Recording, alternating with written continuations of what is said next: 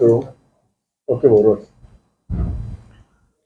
आज संपूर्ण विश्वामध्ये छत्रपती शिवाजी महाराजांची जयंती या ठिकाणी साजरी केली जात आहे।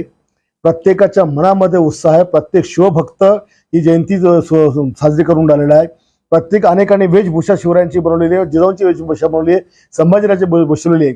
आणि दिल्लीच्या काँग्रेसचा नेता आज स्वतःच्या अकाउंटवर ट्विट करतो आणि छत्रपती शिवाजी महाराजांना श्रद्धांजली अर्पण करतो। याला लाज वाटायला पाहिजे की आज जयंती एका पुण्यतिथी आहे।